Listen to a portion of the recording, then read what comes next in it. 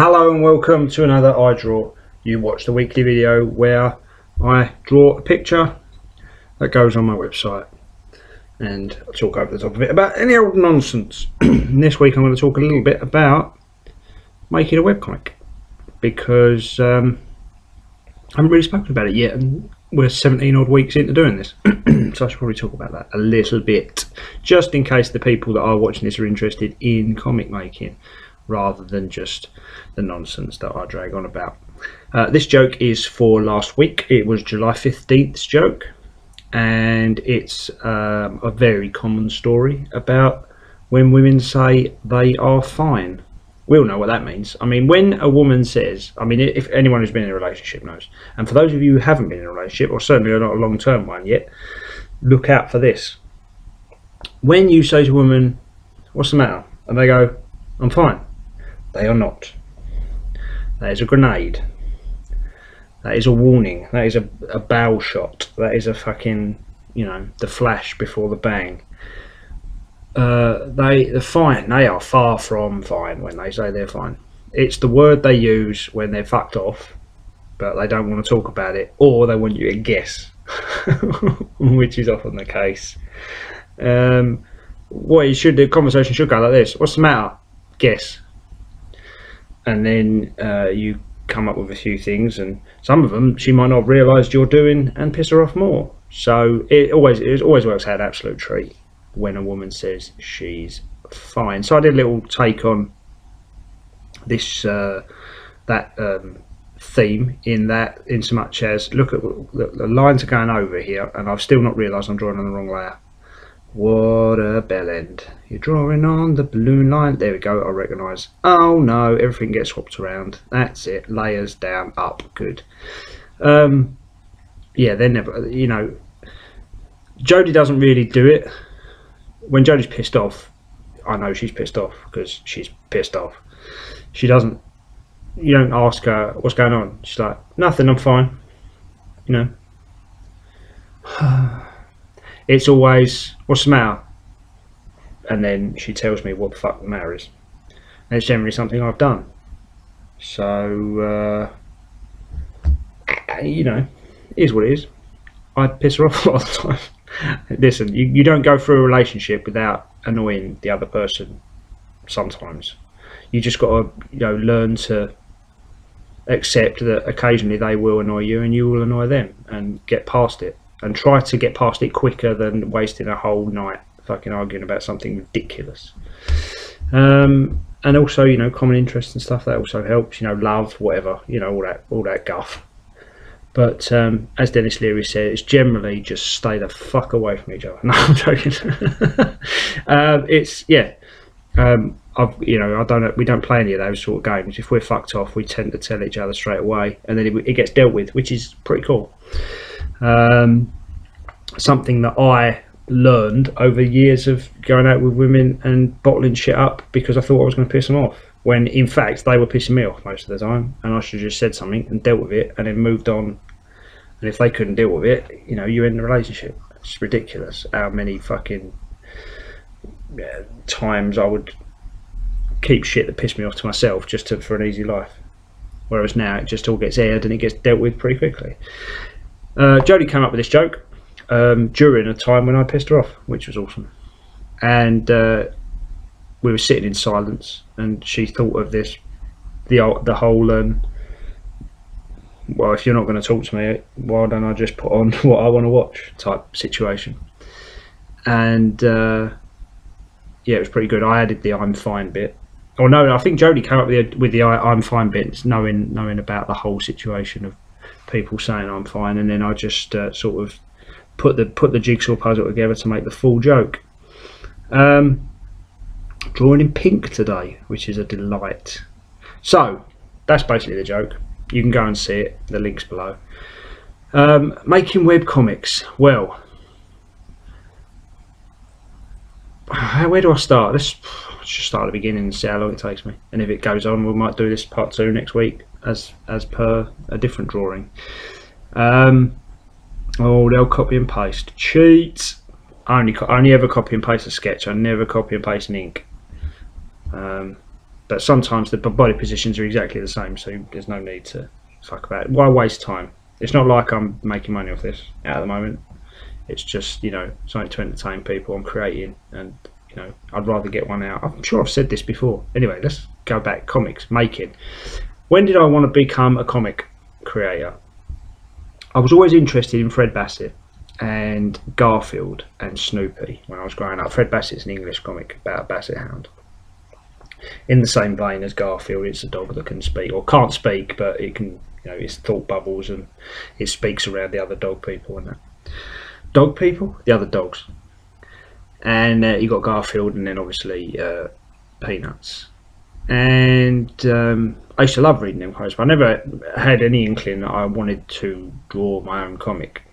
And weirdly enough, the first time I wanted to really start drawing a comic and create, because I used to draw all the time. I used to draw like copied stuff out of books, or you know, draw my favourite characters. Or I remember being around my friend's house, and we really liked Mario Kart, and we drew our favourite characters from Mario Kart from the box cover, stuff like that. We just, you know, I just love to draw, but I never had any inclination to want to, you know, create a character, do a comic strip, etc., etc. And then I watched the film, and this is going to come. What this is like super left field.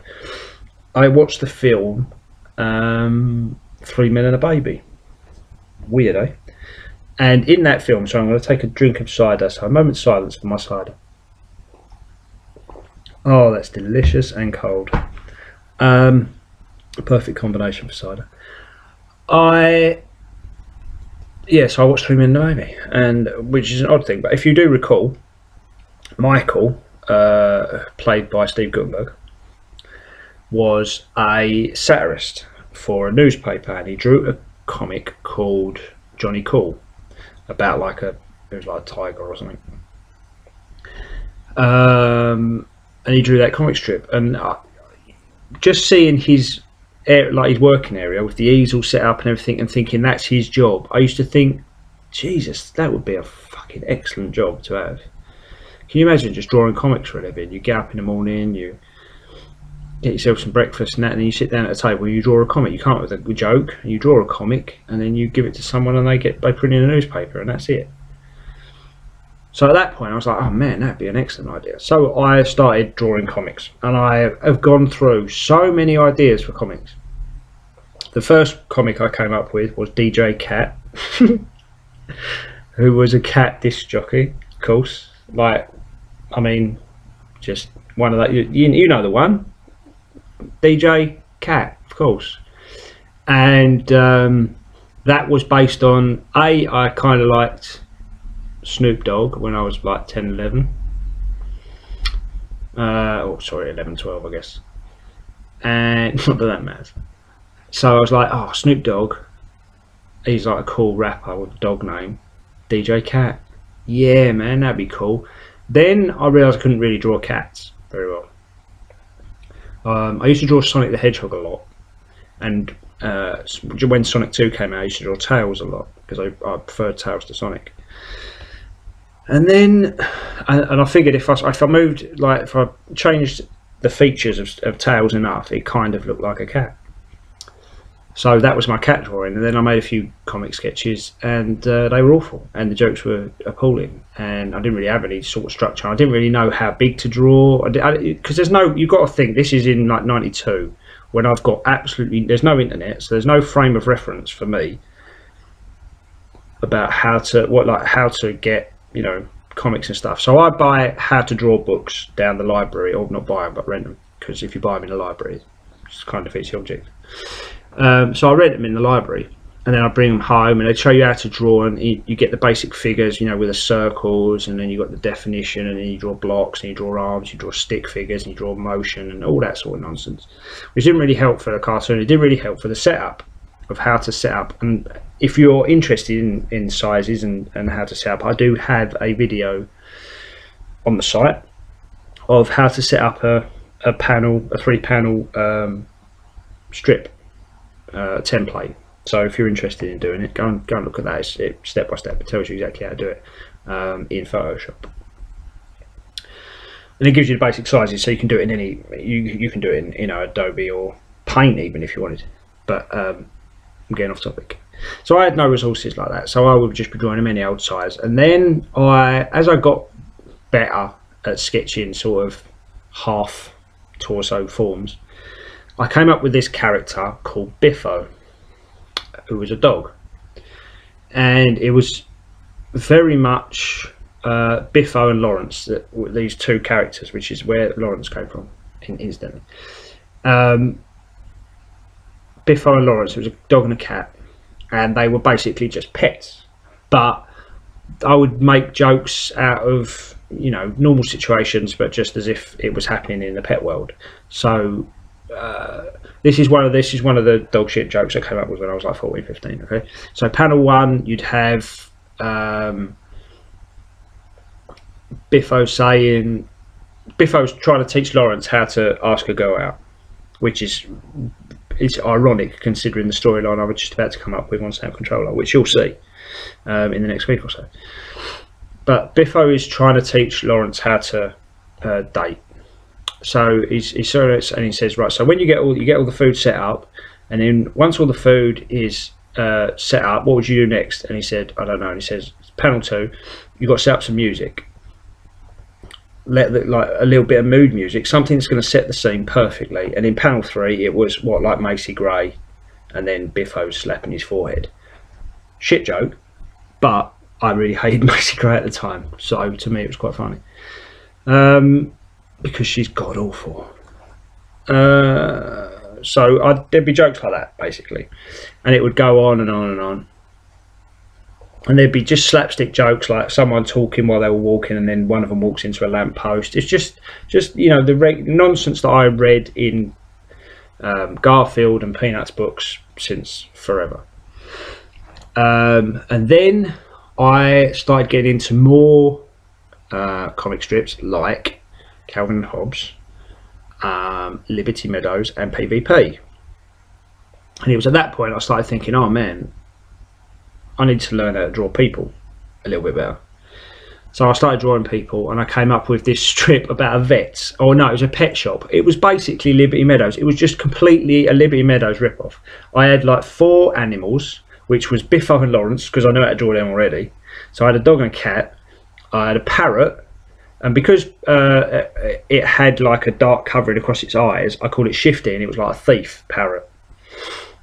And the concept was going to be going forward that he was like a sort of Cockney criminal, like kind of in the Snatch, Lock, Stock and Two Smoking Barrels type situation. Then I had a fat hamster who just ate everything in sight, called Hammy. No, it wasn't called Hammy. It was called something else, but it was Alfie. It's called Alfie. The hamster, and then I had a Yorkshire Terrier called Jock, who was a grumpy old bastard. And those were the things. And then I had the dad who owned the store, his son, whatever his name was, and a woman. So I had the Frank and oh Jesus, I've forgotten the woman's name in Liberty Meadows. What is her name? Oh, that's going to bug the fuck out of me. Oh shit, I'm sure it begins with a B. Anyway, so I had that situation going on where he fancied her, and that was going to be the interest in it. And then you had all the stories around each of the characters and the animals and that. But it was basically a massive Liberty Meadows ripoff. So that was when for the very first time I started laying out strips as if I was going to send them off to a paper, because I didn't know anything about syndicates at the time. I didn't know anything about agents or anything like that. I was just going to make up 30 strips and send them to the Sun newspaper and say, no, send them to the Sun. I'm just going to rocket them to the Sun because that's where they belong, burnt to a crisp, so that no one can read them. No, so I was going to make it. So I bought myself a big 30-page sketch pad, and I penciled all these strips, and then I inked over them, hand inked them, so there was no room for error or anything like that. And I got 30 jokes out of it, and some of those jokes were all right. And then again I had no way of finding resources how to you know, send it off to places like that. Because again, this is only, we're talking still, you know, 96, 97, when you basically got dial-up modems, if you were lucky. So I don't think we even had the internet back then. We just had, you know, we had a PC, but it was like disc-based games and, you know, not Wikipedia. What was the thing you had that wasn't Wikipedia? You had it on a disc. It was like an encyclopedia. What was that called? Jesus, my memory's just shit today. But you used to get this. It was like Wikipedia, but it was a disc encyclopedia thing. I can't remember what it's called. Insider. So, you know, it all sort of died away. Really, I just sort of fell in love with other things and lost interest in doing that. And then I started writing, and I wrote a film, I wrote a play, I wrote a radio play, I wrote a book. I tried to get all of these things published, and by this time I've got handbooks of addresses of agencies and stuff like that, and I'm really trying to like get things published. And eventually I get a book published, and it sells horrifically, like really badly. And it was not the best. Like, I read it now and I look at the first 3 chapters and just cry, because they're just awful. They're god awful. But the ending I still love. I still love to this day. I think the last half of the book I wrote so well, and I'm really proud of it, and I can still read it to this day. But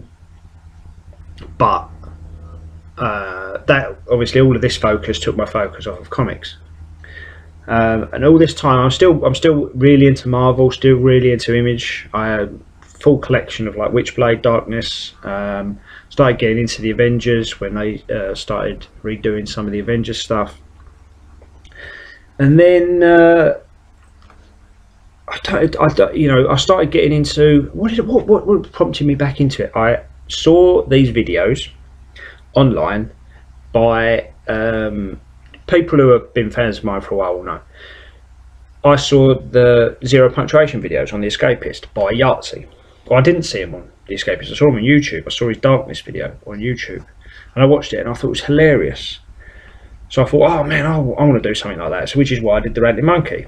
And then, sort of a little bit late, because obviously he had started off and he'd just been accepted, taken up by The Escapist, and he had 3 videos out. So I released 1, and then I'm always behind him then, and I'm always considered a copy of Yahtzee, and I dealt with all that. But I started doing these Ranting Monkey videos on YouTube, and I really enjoyed that, and I really enjoyed the feedback, because despite getting a lot of hatred for being a copycat or whatever, it's running theme, innit? Oh, copying Libby Meadows, copying this. Listen, every idea's already been done. You just got to come up with an original way to do some things. It's the only way. Everyone's done like there's thousands of webcomics out there. There's thousands of webcomics that talk about pop culture with adults in it, but have they got an alien and a talking bear? I don't think they have. Anyway, so I started watching these videos and started doing my own videos, and it was a back and forth, and I got quite a good following on YouTube, up to about, I think it was about 1,500 people I had in the end, subscribers, which is, it's nothing to shake a fist at. There's a lot of people that would like that sort of following. It's not going to make you any money, but that's a good following. And then, while watching the Zero Punctuation videos, he did one on webcomics. Basically taking the piss out of Control-Alt-Delete, which had a horrendous storyline at the time about an abortion, which is not funny in any way, shape or form. So, no, it wasn't an abortion, it was a miscarriage, which is even less funny. And a lot of people criticised Control-Alt-Delete for copying Penny Arcade, which they kind of do sometimes, but it's kind of a good comic sometimes, when the ideas are original. Sometimes it does some very funny stuff. But through doing that, I heard about Penny Arcade, and you wouldn't believe, this is like 2007, and I've not heard of Penny Arcade. So then I find out about Penny Arcade, and then I find out it's close to PvP, this book I've been reading for years. And then I start reading the Penny Arcade comics, and I'm laughing, I'm thinking this is fantastic. And then I find this whole web, because I didn't even know PvP was a webcomic. I'm picking them up at the Image store. Like, not the Image store, the Image comics in a comic book store. And then I start thinking, oh man, this is a thing that I can do. I can draw. I can certainly make a web page, surely. I've done silly web pages about myself before. How hard can it be? So I set up a website through iPage, paying a little bit for hosting, like £10 or whatever it was, and then I set up a comic through one of the drag and drop. It's Weebly, I think, using drag and drop technology. So I don't have to like know how to code or anything like that. All I do is like, oh, I want a picture there, then I drag a picture there. FYI, don't do that. Use WordPress. It's fucking easy. I tried to use WordPress, I didn't really understand it, and I was less confident in using it than the drag and drop stuff, so I just abandoned it without really trying. And it was only after doing the comic for a year using Weebly that I thought, Jesus Christ, I've got to do something else. Because every time I uploaded a new comic, I had to re-upload the entire website, which isn't ideal. And you couldn't schedule anything. You had to do it as and when you wanted to upload it. So that's why things used to go up in the evening when I was there to upload them. And it was a mess. It was an absolute mess. I was using what was I using to draw? I think it was called Inkscape, something like that. It was a free vector software.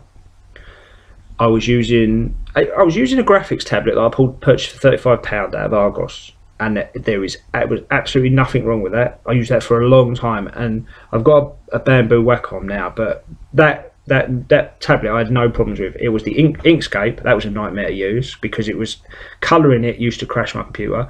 I used a computer that crashed a lot and couldn't really handle the memory of drawing massive files. And I didn't really know, what size to draw. So a lot of the early comics are not, 72 pixels. They're uploaded as 300 pixel images because I've not got, the originals. I didn't save them in layers. I just saved them as a flat image, so I can't go back and change them. Lots and lots of mistakes, but through those mistakes you learn how to do it. And it's all self-taught. It's just researching stuff in the internet. There's plenty of resources out there, and that's what I'm trying to do. Just give you ideas of where to get resources from. There's plenty of books. There's plenty of, like, the Webcomics handbook, made by the guys that do Webcomics Weekly and stuff like that. There's thousands and thousands of resources out there. There's videos on YouTube of how to colour in Photoshop, how to use Manga Studio. There's thousands of show you how to draw hands, torsos, how to draw cartoon characters. Some of them are just generic, some of them are shit. Some of them, you look on there now, the videos, and I'll look on there and I'll say, oh, cartoon character hands, and then the geezer teaching is talking absolute bollocks, and he's talking as if you're drawing a hand of like Garfield, like Garfield's hands, which is massive fat fingers that you can't do anything with. There's no point in learning how to draw a hand like that unless you've got a character that's going to be short and stumpy and like that. So, but there's other resources. Scott Kurtz has done some fantastic ones. They're hidden on YouTube. I know exactly what the video contains, and I find it hard to find them sometimes. But at the same time, if you do find them, they're really good, especially the ones about colouring, shading, the ones about vector versus pixel. Just really, really good resources. And through that process, I learned how to get better. If you look at my first comics and you look at the ones now, they're worlds apart. Look like they're drawn by a different person, because the original stuff I did was fucking awful. Part of it, small part, was the software that I was using and the hardware that I was using, but at the same time some of it was just me being not as good as I am now, because practice people don't want to hear it, but it is practice. That's the only way you're gonna it's the only way you're going to get better at anything you want to do in the world. You may not become an expert at it just because of your level, the skill limits that you've got on your own physical self, but I guarantee you'll get better than you are at this very present moment. The more practice you put in, you'll get better than a hell of a lot of other people are doing it. So that's what you've got to do. And then obviously halfway through my time of doing this, I found WordPress and I worked out how to use it, and then all of a sudden things became so much easier. I can schedule the whole week, so I do schedule the whole week's worth of comics on a Sunday. I just I set up all the pages and everything else, and then I get them all scheduled to come on at midnight on the day of, and then it's done for the week. I can completely forget about it unless something happens and I specifically want to come in and tell people about it via the blog, or I want to change a comic around. I can do that. And that's how you learn. It's how I learned about Manga Studio. I picked up Manga Studio because it was on sale, and I thought I'm going to have a look at this because a lot of people are saying it's better to draw with, and the people that have been drawing with Photoshop for years are saying it. Then I should at least try it, and I did try it. And you find the smoothness of the gradients and the line work. It is 1,000 times better than Photoshop, just because they smooth everything out every time you draw a line. Which is why I draw in Manga Studio and then colour back in Photoshop.